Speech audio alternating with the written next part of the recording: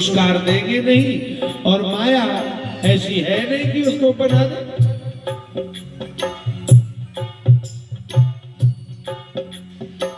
आप बताइए, आपके कभी ऐसे विचार आए कि ऐसा नहीं हो सकता और ऐसा भी नहीं हो सकता, और यदि वो हुआ है तो क्यों?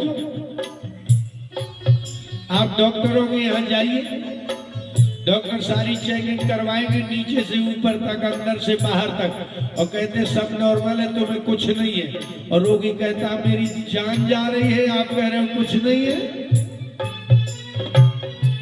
बिना रोग के कोई दुखी नहीं हो सकता, लेकिन यदि मशीन नहीं बताती तो डॉक्टर को भी ज्ञान नहीं है, रोगी कभी मान ही नहीं सकता इस बात को। इसका मतलब है कि मशीन गलत है और डॉक्टर भी गलत है।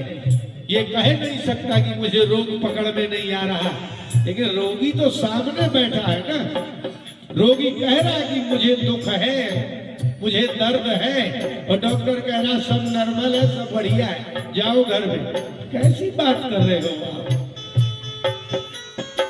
इसका मतलब है मशीन भी उस रोग को नहीं पकड़ पाई, और डॉक्टर को भी ज्ञान नहीं है, क्योंकि संसार में ऐसा कोई आदमी नहीं है जो पुलिस, वकील और डॉक्टर के यहाँ आनंद से जाता हो। है कोई ऐसा आदमी? ये दुखी लोग ही पुलिस में जाते हैं, दुखी रोगी लोग ही डॉक्टर के यहाँ जाते हैं, दुखी रोगी लोग ही वकील के यहाँ जाते हैं, और डॉक्टर कह दे कि लो भाई कुछ नहीं है, इसको तो सब मशीन है। इसका मतलब मशीन उस रोग को नहीं पकड़ पाई, तो डॉक्टर को भी ज्ञान नहीं है। इसलिए जानकी जी ने कहा कि इनको कोई जीत नहीं सकता, और प्रसन्नता में उनने दी नहीं होगी, और माया से बनी नहीं है।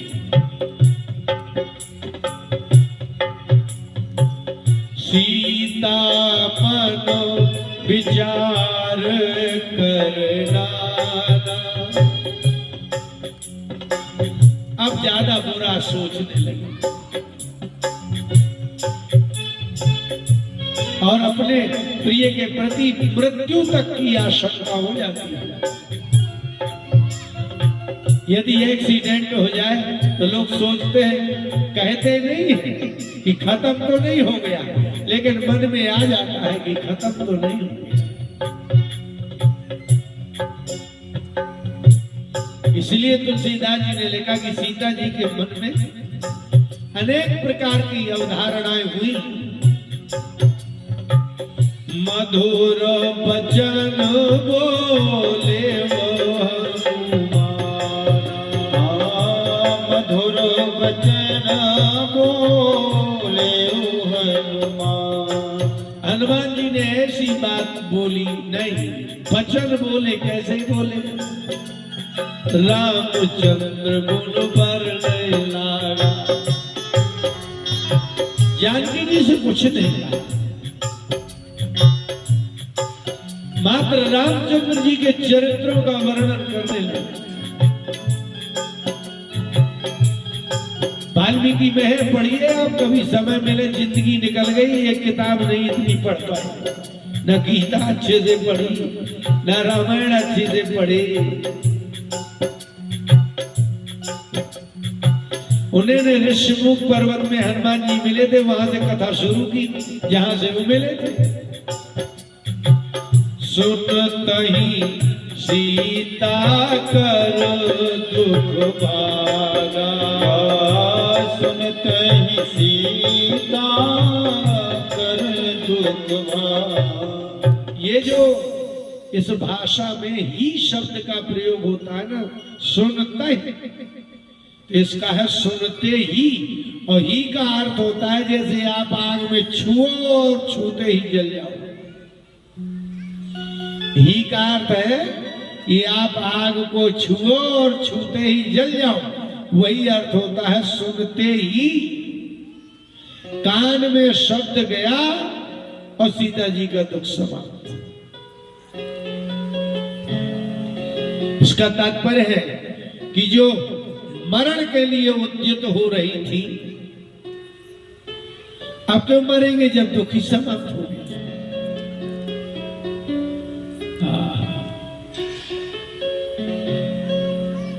वो कथा कहने लगे, राम जी की चर्चा करने लगे, वो कान लगा के सुनने लगे।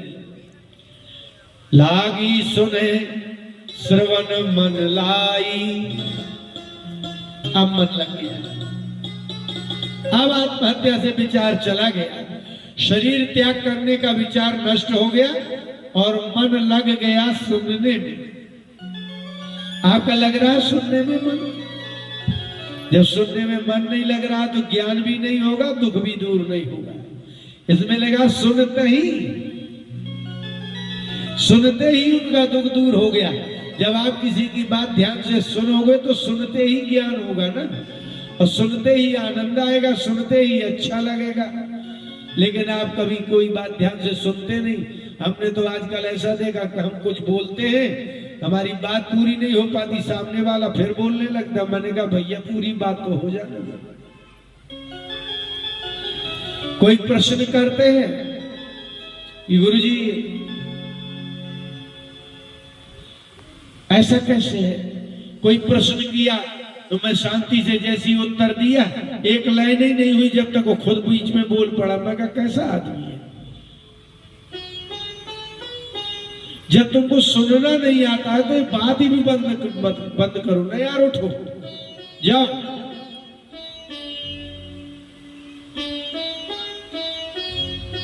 हम कहाँ कथा कह रहे थे? रघुवीर वो पुलिस वाले के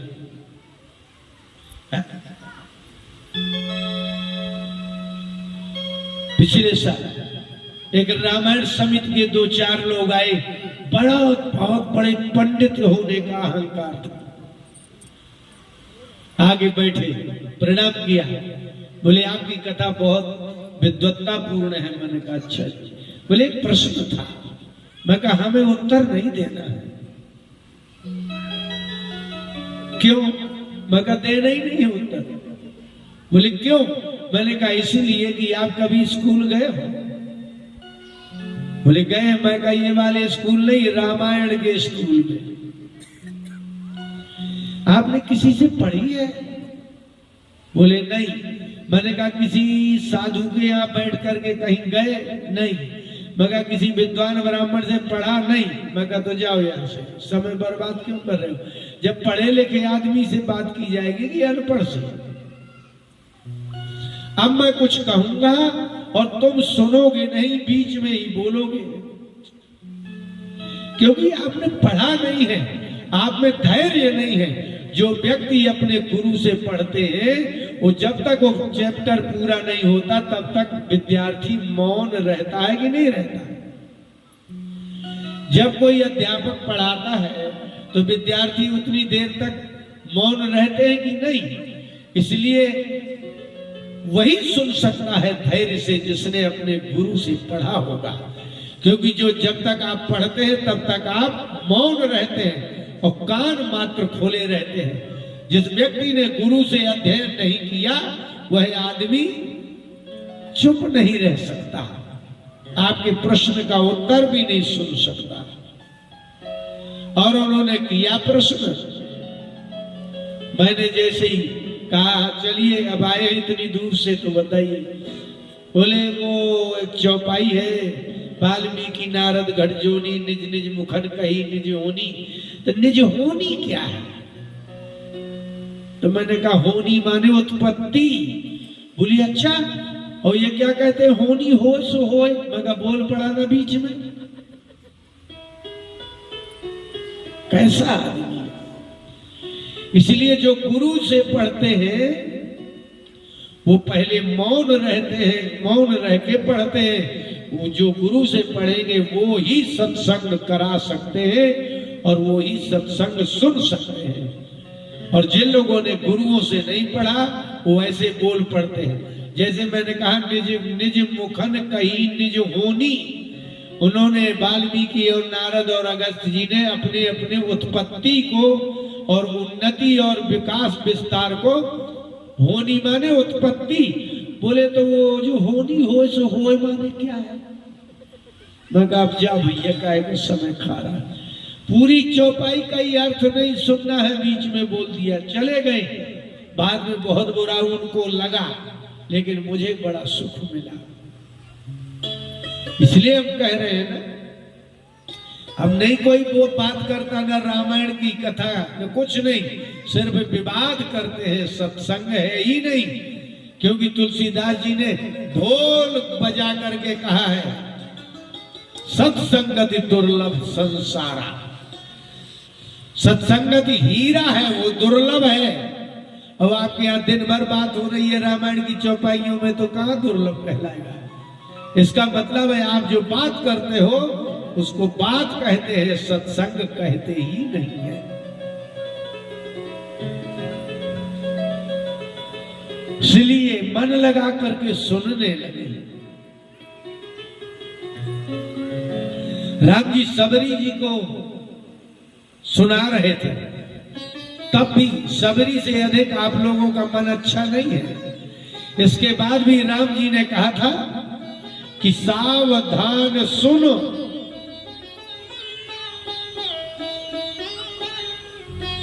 सबरी जैसा कौन होगा एकाग्र चित्त जिसका मन न लगता हो राम की कथा में। इसको राम स्वयं बोल रहे थे और सबरी को कह रहे थे कि सावधान सुन। सबरी से अधिक कौन सावधान होगा जिससे स्वयं राम मिलने आए थे। इसलिए सुनना कोई मामूली बात मत समझ लेना। आपको मालूम है सुनने वाले को बहरा कहते हैं। हम बता रहे हैं कैसे, तो आप समझ जाओगे। एक लड़का बात नहीं मानता है,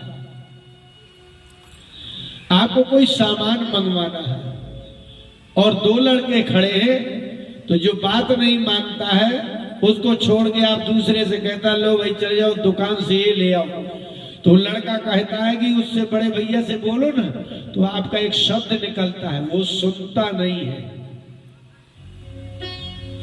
क्यों, बहरा है क्या? इसका मतलब जो सुन करके नहीं करता है उसी के लिए आप कहते हो ये सुनता नहीं है। इसको कहते हैं बहरा। जो सुन के नहीं करता उसी को कहते हैं सुनता नहीं है।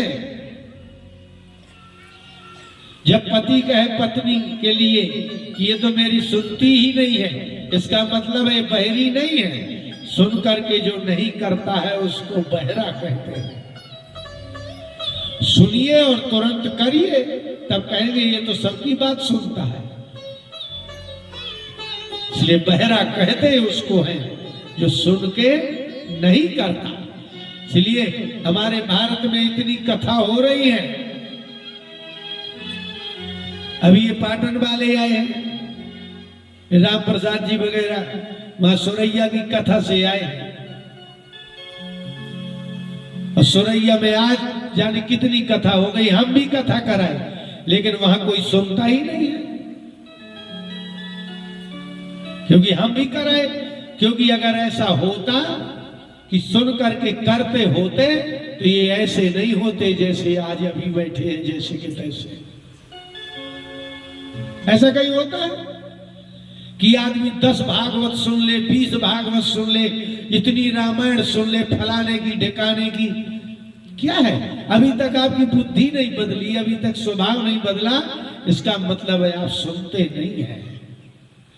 जैसे कोई सुन करके कहता है कि भाई ये आदमी सुनता नहीं है, इसका मतलब करता नहीं है। तो जो सुन के नहीं करता उसी को कहते हैं कि ये सुनता नहीं है। हमारे भारत के बराबर कई कथा होती है, चाहे जो कोई रुपया कमाने के लिए कथा कर तो रहा। अगर कथा सुनो टीवी में इतनी आती है कि श्लोक नहीं सुनाई देता। अभी ये जहां से सुन के आ रहे हो एक श्लोक नहीं सुन के आए होंगे। अब श्लोक वाले आप ब्राह्मण खत्म हो गए। चौपाई बोलने वाले बहुत ब्राह्मण मिलेंगे। इसमें तो बड़ी बुद्धि चलती है। क्यों? क्योंकि वो तो हिंदी है। अब भागवत वाले की क्या कहे उसके लिए। वह नहीं घुसती। भागवत वज्र है, भागवत वज्र की दीवाल है, गीता वज्र की दीवाल है। इसमें कामी क्रोधी लोभी की चोट टूट जाती है लेकिन घुसती नहीं है। जैसे कोई पक्षी दीवाल में अपनी चोंच लगाए तो दीवाल में छेद नहीं होगा, टूट जाएगी। ऐसे ही जिन्होंने अपने गुरुजनों से व्याकरण नहीं पढ़ा, संस्कृत का ज्ञान नहीं है, भागवत, गीता, उपनिषद, पुराण वज्र की दीवारें हैं। इन कथावाचकों की चोंचें टूट जाएंगी लेकिन उसमें घुसेगी नहीं। टूट गई और श्रोताओं के कान फूट गए, बहरे हैं, करते ही नहीं है, वो सुनते ही नहीं है। इसलिए पति नहीं सुनता तो पत्नियां कहती हमारी सुनते नहीं है गुरुजी। मैं कहा बहरा है क्या? बोले बहरा नहीं है, करते नहीं है। तो जो सुन के नहीं करता उसी को बहरा कहते हैं। इसलिए जानकी जी के लिए लिखा कि लागी सुने श्रवण मन लाई, लागी सोने श्रवण मन लाए। जब वो शांति से सुनने लगी तो हनुमान जी को सुनाने में अच्छा लगने लगा। फिर तुलसीदास जी ने आगे लिखा आदि होते सब कथा सुनाई, आदि होते सब कथा सुनाई। जब हनुमान जी को लगा कि अरे ये तो ध्यान से सुनने लगी तो आदि से शुरू कर, शुरुआत से। एक राजा महाराजा दशरथ थे, उनके 4 पुत्र थे, उनके ज्येष्ठ बुआ से शुरू कर। पहले तो कैसे ही बीच में से शुरू किया था और जब देखा कि जानकी जी ध्यान से सुनने लगी तो शुरू से सुनाने लगी। जब सुनी श्रवणामृत जी कथा सुनाई, श्रवणामृत जी कथा सुहाई। सुहाई माने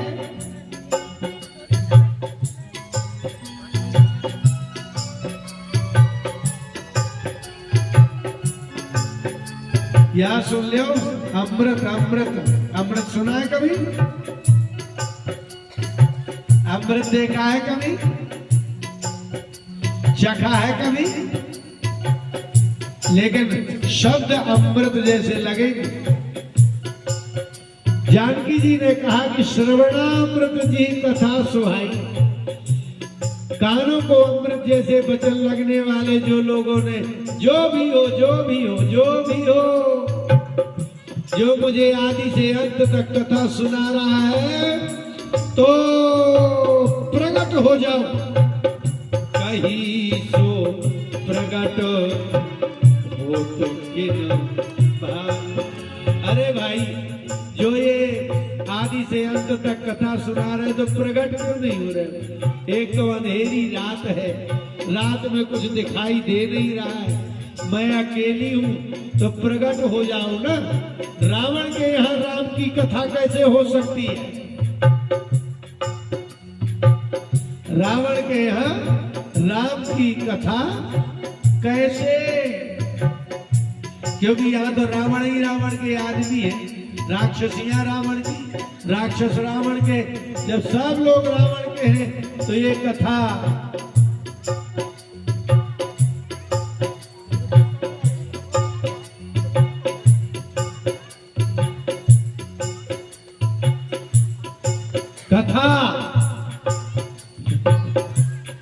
रावण के लोग हैं, कथा अच्छी नहीं लगती, राम कथा अच्छी नहीं लगती ना। इसीलिए जानकी जी ने कहा रावण की राक्षसियां रावण के राक्षस हैं, ये कथा कौन सुना रहा? भैया प्रकट हो जाओ। भैया, ये वाक्य है, ये संबोधन नहीं है, ये वाक्य है। जैसे आप बोलते बोलते कहते अरे भाई ऐसा कैसे हो सकता